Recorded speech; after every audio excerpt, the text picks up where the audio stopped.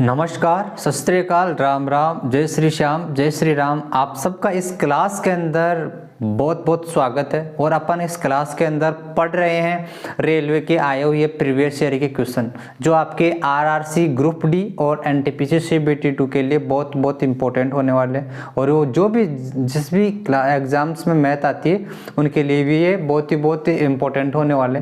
तो अपन यही सीरीज चालू कर रखे हैं। पिछली क्लास के अंदर भी अपन रेलवे के जो प्रीवियस ईयर के क्वेश्चन किए थे, आज भी वही अपन इसमें प्रीवियस ईयर के क्वेश्चन करेंगे। तो अब स्टार्ट करते हैं और पहला क्वेश्चन इस क्लास का शुरुआत करते हैं, श्री गणेश करते हैं। और क्वेश्चंस आप पढ़ लो और इसको क्वेश्चन को सोल्व करने की कोशिश करते हैं।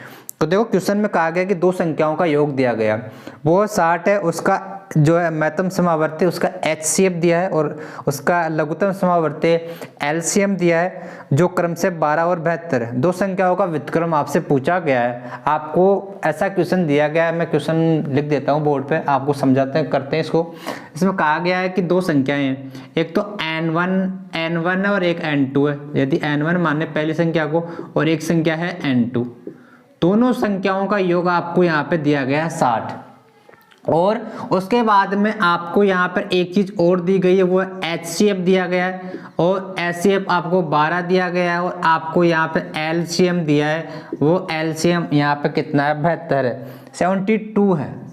और आपसे पूछा गया है इस क्वेश्चन के अंदर कि दोनों नंबर का इनवर्स, दोनों नंबर का व्युत्क्रम आप निकालिए। तो दोनों नंबर का व्युत्क्रम का मतलब वो ये हुआ कि 1/N1 पहली संख्या का व्युत्क्रम प्लस दूसरी संख्या का व्युत्क्रम, ऐसा ही तो निकालना है अपन को। 1/N1 प्लस 1/N2 निकालना है। तो यदि अपन को ये निकालना है तो क्या थोड़ा सा इसको सिंप्लीफाई करें तो अपन को एक्चुअल में कौन क्या क्या चाहिए होगा। तो देखो, यहाँ से N1 और N2 नीचे LCM आ जाएगा, N1 और N2 LCM आ जाएगा। अब ठीक है, और देखो यहाँ से यहाँ पर तो N2 आ जाएगा, भाई N1 का भाग देंगे तो N2 आ जाएगा और यहाँ पे आ जाएगा N1। ये अपन को एक्चुअल में निकालना है। क्या निकालना है अपन को? N2 plus N1/N1 into N2। ये निकालना मतलब दोनों संख्याओं का जोड़ अपॉन दोनों संख्याओं का गुणा, ऐसा अपन को निकालना है। तो देखो, इसमें अपन को एक डाटा तो पता है, कौन सा? ये N1 प्लस N2 तो पता है, यहाँ पर है 60, ये तो पता है। और अपन को निकालना सिर्फ N1 इंटू N2 निकालना है, दोनों संख्याओं का गुणा और निकालना है, बस ये और का निकालना है। एक नंबर तो अपन को पता है, N2 प्लस N1 का मान तो आपको यहाँ से ऊपर दे रखा है क्वेश्चन के अंदर। तो देखो, दो संख्याओं का गुणा क्या होता है? किसी भी संख्या, दो संख्याएं यदि है तो N1 इंटू N2 क्या होता है? यदि आपको HCF और LCM की फॉर्म में निकालना है, आपको पता है सभी को कि पहली संख्या का गुणा इंटू दूसरी संख्या का गुणा क्या होता है, इक्वल टू होता है वो HCF इंटू LCM होता है, लघुत्तम समावर्ती इंटू महत्तम समावर्ती, ये होता है। ठीक है, तो यहाँ से वो होता है LCM इंटू HCF या HCF इंटू LCM, ऐसा होता है। N1 इंटू N2 होता है, ये होता है। तो आपको पता है कि यहाँ पर अपन दोनों डाटा पता है, तो दोनों डाटा पता है, दोनों को अपन यहाँ से क्या कर देंगे, मल्टीप्लाई कर देंगे। यहाँ से LCM है 72 और HCF है यहाँ से 12। ये आ गया अपने को पास N1 इंटू N2, ये अपने पास N1 इंटू N2 आ गया। ठीक है, तो देखो अब यहाँ इसका मान रख देंगे और अपना आंसर यहाँ से आ जाएगा। तो N1 प्लस N2 तो यहाँ पर 60 है और N1 इंटू N2 का जो गुणा है वो कितना यहाँ से आ रहा है अपना 12 इंटू 72, ये आ रहा है। ठीक, अब इसको सोल्व कर लेंगे तो 6 से 6 दूनी 12 और 6 दाएँ 10, 6 दाएँ 60 होगा। और उसके बाद में 2 से फिर और कट जाएगा, 2 पंजे 10। तो अपने पास एक्चुअल में इसका आंसर कितना आ गया यहाँ पे ऊपर 5 बच गया और नीचे कितना बच गया, 72। तो अपने पास आ गया 5/72, 5/72 इस क्वेश्चन का आपके पास आंसर आ गया। ठीक है, आप समझ गए होंगे, एक अच्छा क्वेश्चन था ये, एक इसका जो है मेथड पे क्वेश्चन था ये। ठीक है, आप अगला क्वेश्चन देखते हैं। आई होप आपको समझ में आ गया होगा, और समझ में आ गया तो आप लाइक कर दीजिए वीडियो को और अपने चैनल को सब्सक्राइब कर लीजिए। ठीक है, तो अगला क्वेश्चन देखते हैं अभी।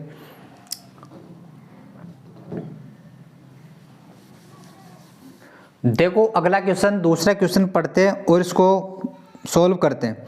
इसमें कहा गया है कि वह सबसे बड़ी संख्या जो 155, 260, 315 को विभाजित करेगी और सेंसिबल क्रम से 5, 10 और 15 देगी। वह कौन सी सबसे बड़ी संख्या होगी ऑप्शंस के अंदर में? अब ऑप्शन के अंदर कौन सी संख्या होगी जो 155, 260 और 315 ऐसा कहा गया है इसके अंदर? एक तो है 155 नंबर, एक 260 और एक है 315 ऐसा नंबर है। और इस संख्या को किससे विभाजित करेगी? क्रम से सेंसिबल, इसका रिमाइंडर क्या क्या बचे? इसके अंदर 5 बचेगा क्रम से, इसके अंदर आपके पास बचे 10 और इसके अंदर बचे आपके पास 15। ऐसी कौन सी संख्या होगी जो ऑप्शन में दी गई है वो, जो इनको यदि उससे विभाजित किया जाए तो क्रम से ये सेंसिबल बचे, सेंसिबल ये बचे। तो अपन इस क्वेश्चन को सोल्व करने के लिए ऐसा करते हैं, क्या इस नंबर में से यदि ये घटा दें, यदि उसका सेंसिबल घटा दें, तो क्या जिससे उस संख्या को अपन विभाजित करेंगे तो क्या पूरी बार डिविजल होगा क्या? आप बोलोगे सर होगा। तो यही अपन कर लेते हैं अभी। क्या 150 में से 155 में से 5 घटा देंगे तो 150 बच जाएगा, और 260 में से इसका रिमाइंडर घटा देंगे, रिमाइंडर 10 था तो इसका रिमाइंडर घटा देंगे तो कितना बच जाएगा? 250 बच जाएगा। और 315 में से इसका रिमाइंडर घटा देंगे तो कितना बच जाएगा? 300 बच जाएगा। ये संख्याएं एक्चुअल में, जिससे अब क्या निकालना है अपन को? ये निकालना है कि इन तीनों संख्याओं को यदि उस संख्या से उससे डिवाइड किया जाए तो वो पूरी तरह से ये संख्याएं क्या हो जाए? डिविजिबल हो जाए। ठीक है, पूरी तरह से इसमें भाग चला जाए। तो ऐसी नंबर अपन को ढूंढना है। इसका मतलब क्या हुआ? ऐसा नंबर, इसका ऐसा कौन सा नंबर होगा? इसका मतलब इसका HCF निकालना। अब इसका HCF निकालना हो तो HCF क्या हो जाएगा? तीनों संख्या होगा तो आप आसानी से निकाल लोगे क्या कि सबसे बड़ा HCF क्या होगा इसके अंदर। तो इसका HCF ही इसका आंसर होगा, वो कितना हो जाएगा? 50 हो जाएगा। तो 50 इसका आंसर होने वाला है। तो 50 से चला जाएगा, देखो 50 से ये 3 बार चला जाएगा, 50 से 5 बार और ये 6 बार चला जाएगा। तो आपका इसका आंसर, तो सबसे बड़ी वो संख्या जो इन तीनों को डिविजिबल करने के बाद में इसका रिमाइंडर 5 क्रम से 10 और 15 बचे, वो संख्या कितनी होगी? 50 होगी। तो आप 50 का भाग देके भी देख लो, 50 का भाग दोगे तो कितना बच जाएगा? यहाँ पे 5 आ जाएगा, और यहाँ पे दोगे तो यहाँ पे 10 रिमाइंडर आएगा, और यहाँ पे दोगे तो 50 का भाग तो 15 रिमाइंडर आ जाएगा, 15 सेंसिबल आ जाएगा। ठीक है, आई होप आप समझ गए होंगे। तो अब अगला क्वेश्चन इसको सोल्व करते हैं, ठीक है, और उसको पढ़ते हैं तीसरे क्वेश्चन को। ये दूसरा क्वेश्चन था, अब तीसरा क्वेश्चन करते हैं। और देखो, आपको यदि वीडियो अच्छा लग रहा है तो क्या करना आपको पता ही है, तो मुझे बोलने की ज़रूरत ही नहीं है। देखो अगला क्वेश्चन देखते हैं, तीसरा क्वेश्चन देखते हैं। ऐसे ही अच्छे क्वेश्चन अपन करते रहेंगे, ठीक है। तो देखो अगला क्वेश्चन देखते हैं। इस क्वेश्चन में इसमें कहा गया है कि त्रिभुज है, एक त्रिभुज के कोण दे रखे क्रम से 2x थीटा और 3x माइनस 8 डिग्री, मतलब 2x degree, 3x minus 8 degree और 5x माइनस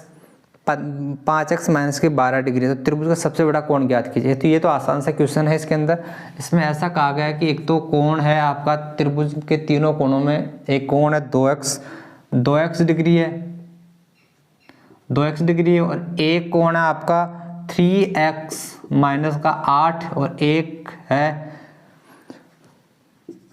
5x माइनस का 12 डिग्री। ऐसा है आपके त्रिभुज के तीनों कोणों दे रखे हैं आपको, और पूछा सबसे बड़ा कोण कौन सा होगा, सबसे बड़ा कोण कौन सा होगा। ये तीनों कोण दे रखे हैं। तो देखो अपन, ये तो आसान सा क्वेश्चन है कि त्रिभुज के अंदर क्या होता है, तीनों कोणों का योग कितना होता है। त्रिभुज के अंदर तीनों कोणों का योग कितना होता है? 180 होता है। ये तो आसान सा क्वेश्चन होगा। तो इन तीनों को जोड़ देंगे अपन, 2x plus 3x minus 8 degree और प्लस 5x माइनस का 12 डिग्री, ये इजकल टू किसके होगा? 180 के होगा। अब इसको जोड़, देखो यहाँ से ये 2x और यहाँ से कितना हो जाएगा? 2x और यहाँ से 3x 5x और यहाँ 5 10x हो जाएगा, प्लस देखो यहाँ से माइनस का 8 है और माइनस का 12 है, तो कितना हो जाएगा? माइनस का 20, तो प्लस इसका 20 माइनस का 20 आएगा, और यहाँ से 180 हो जाएगा। तो 10x इजकल टू कितना हो जाएगा? यहाँ पे जाके जुड़ जाएगा, यहाँ से 200 हो जाएगा, और यहाँ से x का मान यहाँ से कितना आ जाएगा? आप बोलोगे सर 20 आ जाएगा। तो x का मान यहाँ से 20 आ गया।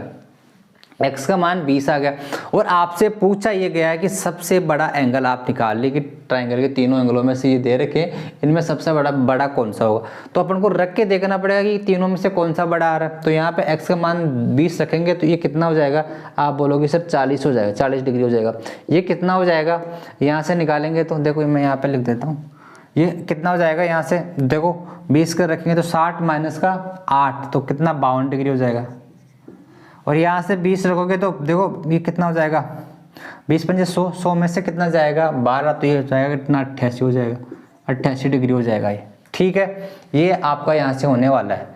तो सबसे बड़ा कौन सा हो गया, ये हो गया सबसे बड़ा, तो ये हो गया। ठीक है, तो ये हो जाएगा सबसे बड़ा, ये आपका आंसर होने वाला है 5x माइनस के 12 डिग्री, ये आपका आंसर होगा। ठीक है, आप समझ गए होंगे। तीनों त्रिभुज के अंदर तीनों कोणों का योग कितना होता है, 180 होता है। ये तो बिल्कुल बच्चों जैसी बात थी जो अपन ने की। तीसरा क्वेश्चन था, अगला क्वेश्चन करते हैं। चौथा क्वेश्चन अपन स्टार्ट करते हैं। देखो अगला क्वेश्चन पढ़ते हैं अभी।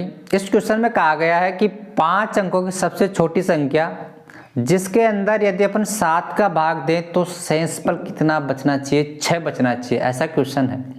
तो इसमें 5 अंकों की सबसे छोटी संख्या, तो क्या 5 अंकों की सबसे छोटी संख्या कौन सी होगी, सबसे छोटी संख्या, तो क्या ये सबसे छोटी संख्या 5 अंकों की होगी क्या, 10,000। और इसमें भाग देना 7 का, तो 7 का भाग देंगे तो 7 का भाग देने पर शेषफल कितना बचना चाहिए, 6। तो पहले इसके अंदर देख लो 7 का भाग, पहले इसके अंदर 7 का भाग देख लेते हैं तो कि किस में रिमाइंडर कितना बचता है या फिर क्या इसमें क्या पोजीशन होती है। तो देखो 7 का भाग देंगे यहाँ से तो 7 एकम 7, 3 बच जाएगा, 30 7 चौक 28, फिर 2 बच जाएगा 20 हो जाएगा, 7 दूनी 14, फिर 6 बच जाएगा 60 हो जाएगा, 7 8 56, फिर कितना रिमाइंडर बच जाएगा, 4 रिमाइंडर इसमें बच जाएगा। इसमें रिमाइंडर अभी कितना बच रहा है, 4 बच रहा है, लेकिन रिमाइंडर अपन को 6 बचाना है। तो 6 बचाना है, इसका मतलब क्या होगा, अपन को इसके अंदर 4 तो रिमाइंडर बच रहा है, 6 बचाना है, तो इसका मतलब 2 और जोड़ देंगे इसके अंदर 2 और जोड़ देंगे तो कितना बच जाएगा 6, तो 2 इसके अंदर जोड़ देंगे, वही तो अपना क्या आंसर हो जाएगा। तो 2 और जोड़ देंगे इसके अंदर तो कितना हो जाएगा, ये 10,002 आपका आंसर होगा। 10,002 के अंदर यदि आप 7 का भाग देते हो तो आपका रिमाइंडर कितना बचेगा, 6 रिमाइंडर बचेगा। ऐसा ही क्वेश्चन में कहा गया है कि 6 रिमाइंडर बचना चाहिए और वो सबसे छोटी संख्या होनी चाहिए जिसमें 7 का भाग दें। ठीक है, ये क्वेश्चन होगा, एक आसान सा क्वेश्चन है। यदि आपको इसका कंसेप्ट पता है, आपको यदि ये चीज सोच पाते हो तो एक आसान सा क्वेश्चन है ये। ठीक है, अगला क्वेश्चन करते हैं।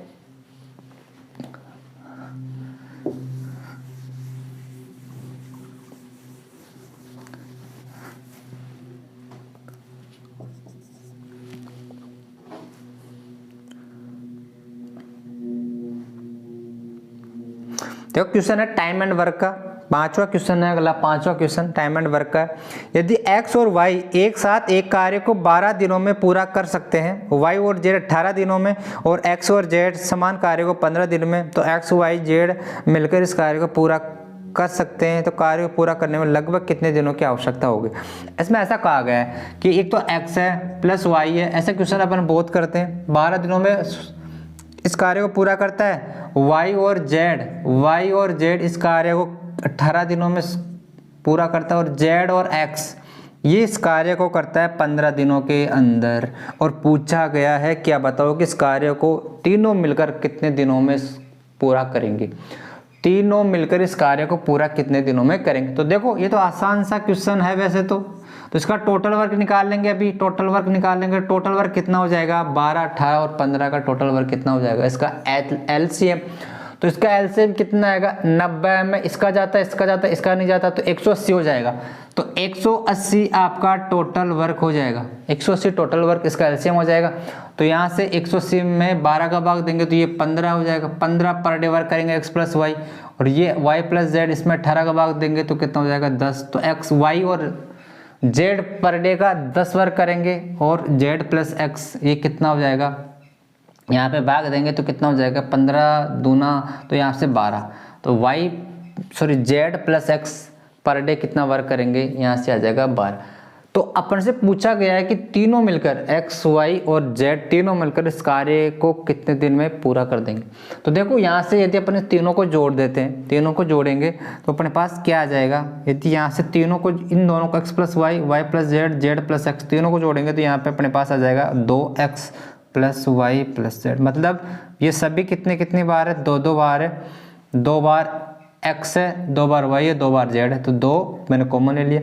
और ये कितना कार्य करते हैं, तो 10, देखो यहाँ से कितना 25 और 12 कितना हो जाएगा, 37 हो जाएगा। तो ये 37 वर्क करते हैं तीनों, यहाँ ये 2 बार आता है, तो ये मतलब 2x plus y plus Z तीनों यदि 2 बार है तो ये 37 वर्क करते हैं। इसका मतलब यदि तीनों मिलकर पर डे का कितना वर्क करते हैं, तो पर डे का वर्क के लिए 2 को यहाँ से इससे नीचे रख देंगे, तो ये आ जाएगा अपने पास 37/2।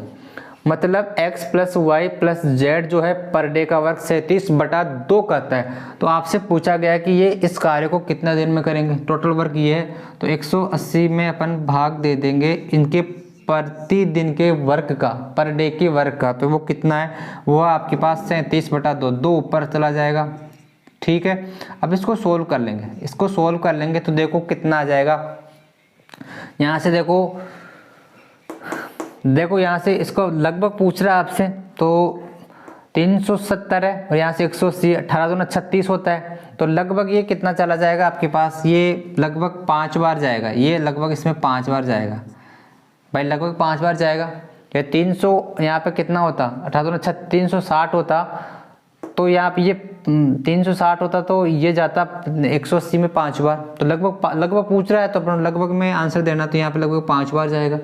तो लगभग यदि 4 पॉइंट कुछ बार जाएगा वैसे तो लगभग 5 बार जाएगा, तो यहाँ से 5 दूना 10 आपके पास आ जाएगा। लगभग पूछ रहा है तो ये कितना जाएगा, 10 दिन आ जाएगा, 5 दूना 10 दिन, ये आपका आंसर हो जाएगा 10 दिन। इस आंसर का क्या होगा, इस क्वेश्चन का आंसर होगा। ठीक है, आई होप आप समझ गए होंगे। तो देखो नेक्स्ट क्वेश्चन देखते हैं, अभी अगला क्वेश्चन करते हैं। 5 क्वेश्चन हो चुके हैं, देखो अगला क्वेश्चन देखते हैं, छठा क्वेश्चन है कि 5 sin 14 degree sec 76 degree plus 3 cot 15 degree. मैं इसको लिख देता हूँ इसको, ठीक है। यहाँ पे है 5 sin 14 degree sec 76 degree plus 3 cot 15 degree, ठीक है। यहाँ पे उसके बाद में cot 75 degree plus 2 tan 45 degree, ऐसा क्वेश्चन में दिया गया है। ठीक है, इस क्वेश्चन को सोल्व करते हैं। तो देखो यदि इस क्वेश्चन को सोल्व करें तो यहाँ से 5 इंटू, देखो साइन 14 और सेक कितना है 76 है, ये 76 है। देखो इसको सोल्व कर लेते हैं। देखो यहाँ एक चीज़ पता है कि साइन अपन ऐसा लिखते हैं, साइन 14 डिग्री है तो 14 डिग्री के अपन ऐसा लिख सकते हैं कि साइन 90 माइनस का 76 डिग्री, ऐसा लिख सकते हैं। तो देखो यहाँ से साइन थीटा 90 माइनस थीटा, ये कितना होता है, साइन 90 माइनस थीटा कितना होता है, कोस थीटा। तो यहाँ से अपन इसको लिख देंगे कोस 76 डिग्री।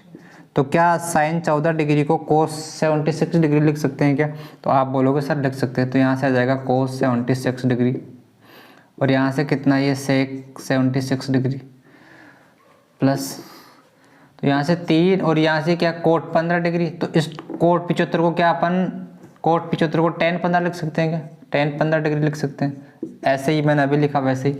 और 2 tan 45 एक होता है। और इसी तरह से देखो कोस 76 डिग्री टू सेक 76 डिग्री ये एक होता है। आपको पता है एक चीज़ कि sec theta into cos theta ये गुणा करते हैं तो एक होता है, tan theta into cot theta में गुणा करते हैं तो एक होता है आपके पास से ये साइन थीटा और cosec theta, sine theta into cosec theta ये भी एक होता है, गुणा के अंदर करते हैं तो ये भी एक हो जाएगा, ये एक हो जाएगा यहाँ से, और यहाँ से ये भी एक हो जाएगा। तो आपके पास कितना बच जाएगा, अभी यहाँ से 5 है और यहाँ से 3 है और यहाँ से 3 बच रहा है और यहाँ से कितना है, ये 2 है। तो कितना हो जाएगा, 5 3 8 और 2 10। तो आपका इसका आंसर कितना होगा, 10 हो जाएगा। इसका आंसर कितना हो जाएगा, 10 इसका आंसर होगा। ठीक है, समझ गए होंगे आप, आई होप आप समझ गए होंगे। क्वेश्चन है कि 50 लड़कियां और 70 लड़की एक कक्षा एक कक्षा में एक संगीत कार्यक्रम आयोजित किया जाता है। यदि 40% लड़कियां और 50% लड़के भाग लेते हैं तो लगभग कितने प्रतिशत कक्षा में कार्यक्रम में भाग लेते हैं? ऐसा क्वेश्चन में कहा गया है। ठीक है, क्वेश्चन को करते हैं। इसमें कहा गया कि 50, देखो ऐसा क्वेश्चन है, इसमें एक बॉयज़ है 50 और इसके अंदर गर्ल्स है 70, ऐसा क्वेश्चन है। और इसके अंदर ऐसा कहा गया एक संगीत कार्यक्रम है जिसमें 40% लड़के और 50% लड़के। तो देखो गर्ल्स तो 40% है और ये कितना है, बॉयज़ 50% है। गर्ल्स तो जैसा गर्ल्स नीचे है ना,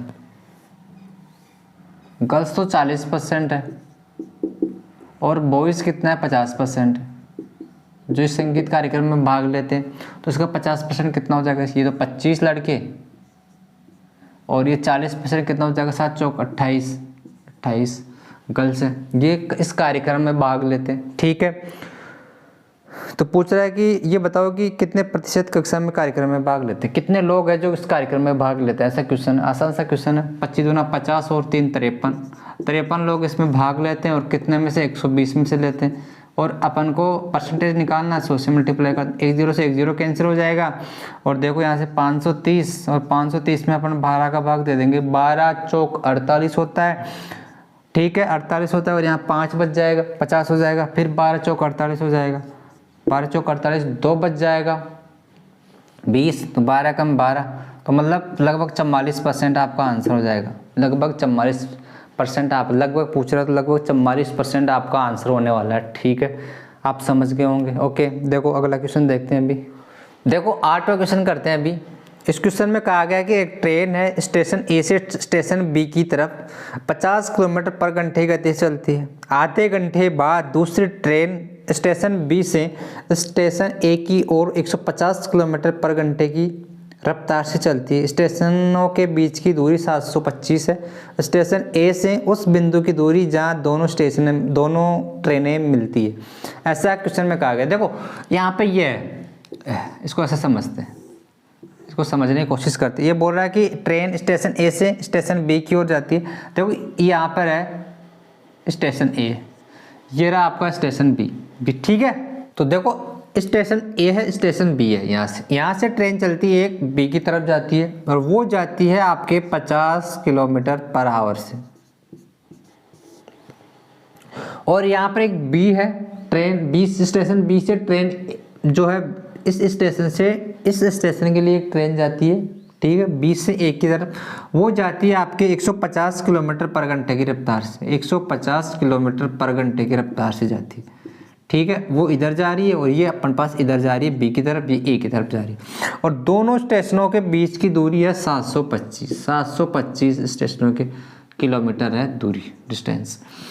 ठीक है, लेकिन इसमें कंडीशन ये और बोली गई है कि ए जो यहाँ से स्टेशन से एक ट्रेन जाती है वो 50 किलोमीटर पर घंटा की रफ्तार से जाती है बी की तरफ। उसके आधा घंटा बाद में ये स्टार्ट होती है, उसके आधा घंटा बाद में ये स्टार्ट होती है।